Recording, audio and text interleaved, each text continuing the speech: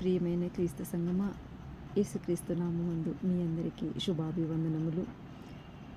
యేసుకు దగ్గరగా మనం ఉండటానికి ప్రతిరోజు మనం చేయవలసినటువంటి ఒక చిన్న పని, మనం ప్రతిరోజు పఠిస్తున్నటువంటి ఈ యొక్క బైబిల్లో ఉన్నటువంటి వాక్య పరిచర్యను మనం చదవటం ద్వారా దేవునికి దగ్గరగా ఉండటానికి, మన ఆత్మీయ జీవితంలో ఎదుగుదల కోసమని ప్రతిరోజు కూడా మనము ఒక 2 వచనాలని నేర్చుకోవటం ద్వారా దేవుని సన్నిధిలో ఉండటానికి, ఎంతో ఆత్మీయమైనటువంటి జీవితంలో ఎదగటానికి ఉపయోగపడుతూ ఉందని చెప్పటానికి మీ ముందు నేను ఒక ఛానల్ ద్వారా మీ ముందుకు వస్తూ ఉన్నాను.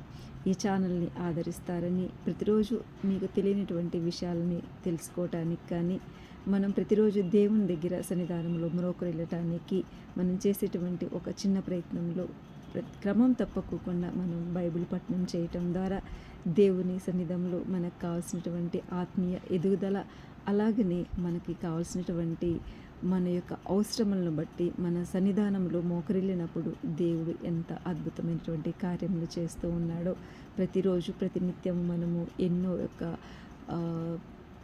మన ప్రసంగాల ద్వారా మనం నేర్చుకుంటున్నటువంటి గొప్ప గొప్ప విషయాలని ఇతరులకి షేర్ చేయటం ద్వారా మనము ఆత్మీయంగా ఎదగటానికి ఎంతో ఉపయోగపడుతుందని చెప్పటానికి నేను సంతోషిస్తూ ఉన్నాను. మనం మొదటగా ఈ రోజు నుంచి కీర్తనల గ్రంథం ద్వారా మనము ఈ యొక్క పఠనంను ముందుకు తీసుకెళ్ళటానికి గాను కీర్తనల గ్రంథం నుంచి మొదటి అధ్యాయం నుంచి నేను 5 వచనముల వరకు చదివి వినిపిస్తాను. ప్రతిరోజు కూడా మీ నుంచి ఒక ఆత్మీయమైనటువంటి ఎదుగుదలని నేను చూడాలని ఆశపడుతూ ఉన్నాను. కాబట్టి ప్రతిరోజు మీరు నాతో మాట్లాడాలనుకున్నప్పుడు మీరు ఈ యొక్క ఛానల్ ద్వారా చాటింగ్లోను మీరు నాకు అందుబాటులో ఉంటారని ఆశిస్తూ మనము ఇంకా వాక్య పరిచర్లోకి వెళ్దామా. దుష్టుల ఆలోచన చొప్పున నడవక,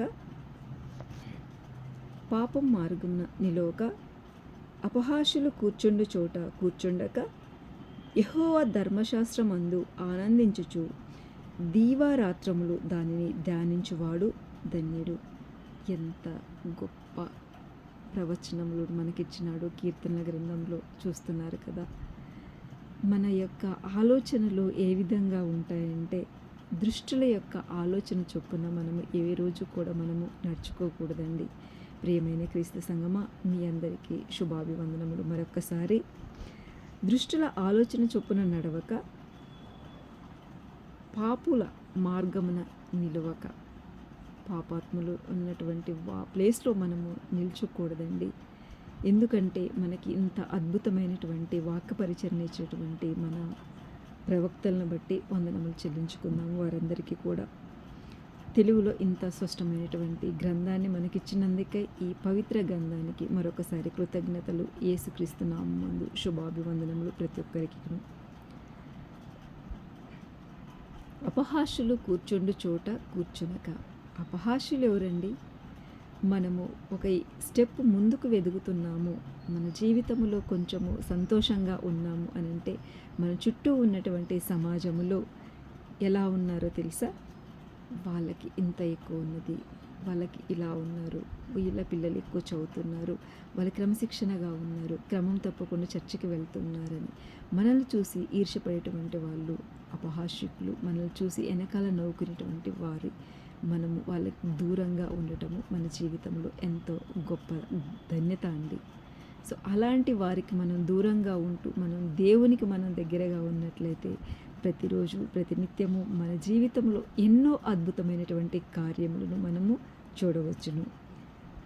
యెహోవా ధర్మశాస్త్రమందు ఆనందించుతూ, మనకిచ్చినటువంటి ఈ ధర్మశాస్త్రము, ఈ పవిత్రమైనటువంటి గ్రంథమును మనం చదువుట ద్వారా దీవారాత్రములు ఒక సన్నిధిలో మనము యేసునితో దగ్గరగా గడిపినట్లయితే మనకున్నటువంటి ప్రశాంతమైనటువంటి జీవితాన్ని మనం పొందుతామని చెప్పటానికి ఎటువంటి నిస్సందేహం లేదండి.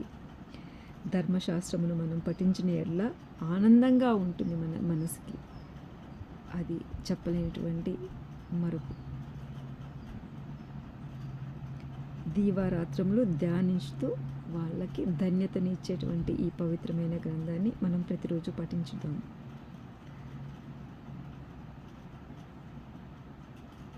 ఇంకా అద్భుతమైనటువంటి ఈ యొక్క మాటల్ని మనం నేర్చుకోవటానికి ప్రతిరోజు కూడా మీరు నా యొక్క ఈ ఛానల్ని ఆదరిస్తూ మీ ముందు ప్రతిరోజు కూడా బైబిల్ పఠనానికి అట్లీస్ట్ 2 వాక్యాల్ని మనం నేర్చుకోవటానికి ముందుకు రావటానికి నేను ఈరోజు కొత్తగా చేసినటువంటి ఈ ఛానల్ని ఆదరిస్తారని మరొకసారి క్రీస్తు యేసు నామమునందు మీ అందరికీ ధన్యవాదములు. Praise lord.